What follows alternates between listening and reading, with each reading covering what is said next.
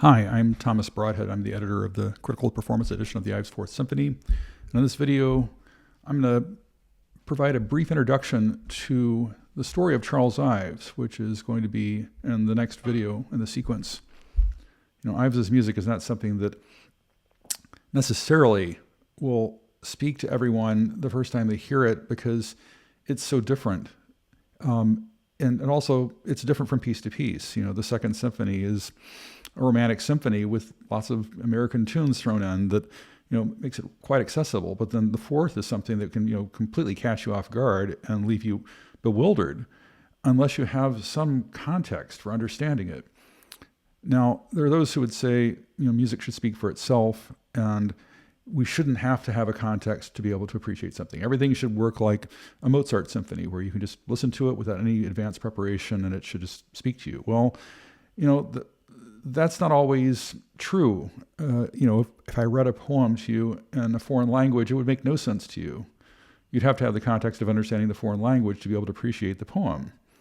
And the same goes for music, like Strauss tone poems. If you don't know what the program is in advance, it's going to limit your ability to appreciate what you're hearing, right?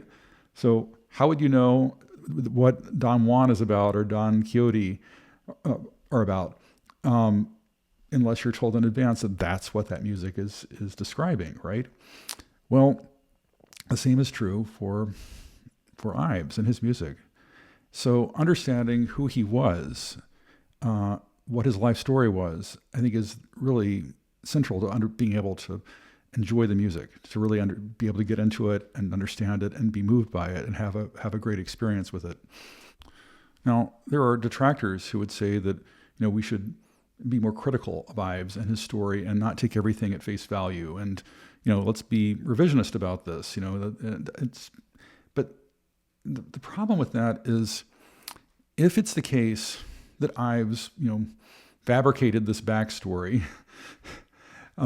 most of which is substantiated through, history. We know exactly, when he went to Yale and him going into business with Julian Myrick and so on and being married to Harmony.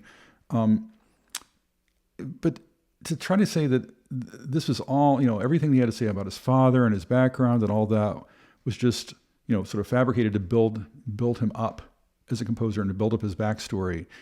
It's kind of an incredible claim, because who would create music that harmonizes with that story and then create a story that then substantiates the music in that way?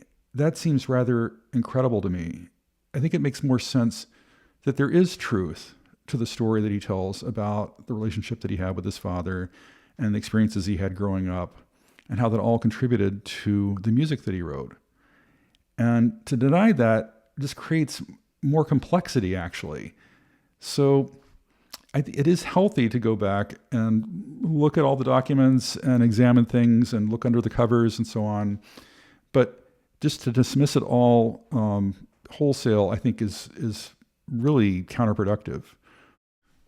One of the things that has been posited as a revision to his story, which actually does seem to have the ring of truth to it, is what Gail Sherwood McGee has theorized, that namely that the series of heart attacks that he claimed that he had had starting in 1918 was actually a cover for sort of a mental breakdown that was common among East Coast professionals at the time under the label of neurasthenia, which is now a discredited diagnosis of, it's still used in some parts of the world. Apparently they still use it in India, of all places.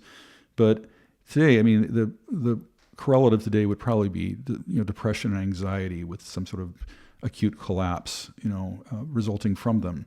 And Ives went to stay in Asheville, North Carolina to recover, which is where a lot of East Coast professionals with neurasthenia would go to recover. So it seems likely that that's probably what happened, because, who has a series of heart attacks without dying, right? Usually one is enough. So it's understandable, that this would have happened to him, because he was living a double life as an insurance CEO and then this artist extraordinaire, creating thousands of pages of music manuscript. And, the weight of this double life probably just, overwhelmed him. And so that seems to be something that, probably should be accepted as a likely revision to his story.